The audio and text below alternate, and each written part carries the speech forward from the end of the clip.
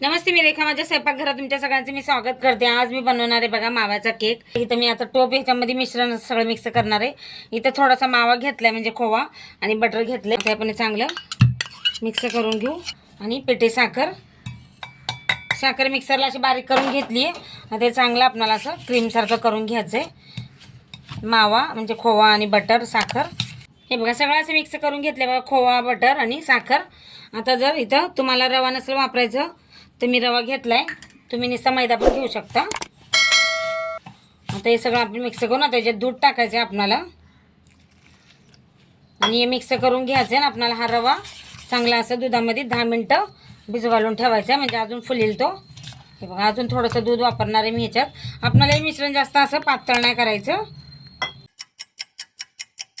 हे बघा 10 मिनिटं असा रवा आपण मस्त असं भिजवून घेतलाय बघा। हे बघा तुम्ही बटरच्या ऐवजी तूप पण वापरू शकता, नाही तर तेल पण वापरलं तरी चालेल। आता याच्यात टाकणार आहे बघा मी मैदा घेतला असं म्हणजे हाफच वाटी मैदा असं वरच्यावर हलगत हाताने भरलाय। आता याच्यात टाकायचं आपल्याला खायचा सोडा, बेकिंग पावडर, इलायची।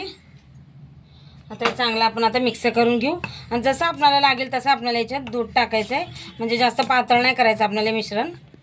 हे बघा असं मस्त असं मिक्स करून घेतलंय बघा मी, आपल्याला असंच पाहिजे एकदम।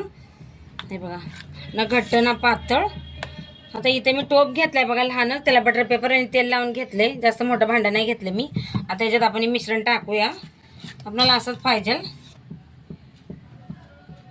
हे बघा असं सगळं टाकून घेतलंय।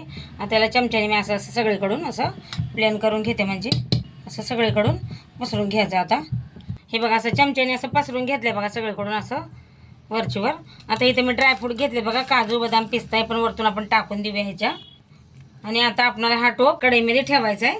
हे बघा इथे 5 मिनिटापासून मी कढई गरम करायला ठेवली होती, मीठ टाकून थोडंसं, आणि त्याच्या खाली असं इस्टेलचं ढाकण ठेवलंय। आता हे केक आपण ठेवायचा ह्याच्यावर आणि याच्यावर झाकण ठेवून आपल्याला कमीच गॅसवर हा केक आपल्याला 30 मिनिटं शिजवून घ्यायचा आहे चांगला।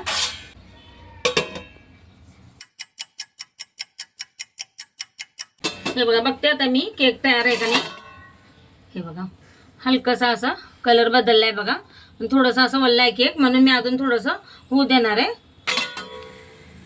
हे बघा मस्त असा बनवून तयार झालेला आहे बघा केक, असं कुठंच वल्लासा नाही आहे, एकदम मस्त। आता याला मी याच्यातच ठेवणार आहे, म्हणजे थंड झालं बाहेर काढायचं तर गॅस केलाय बंद। हे बघा केक असा पूर्ण थंड झालाय, आता मी प्लेटमध्ये काढून घेते बघा।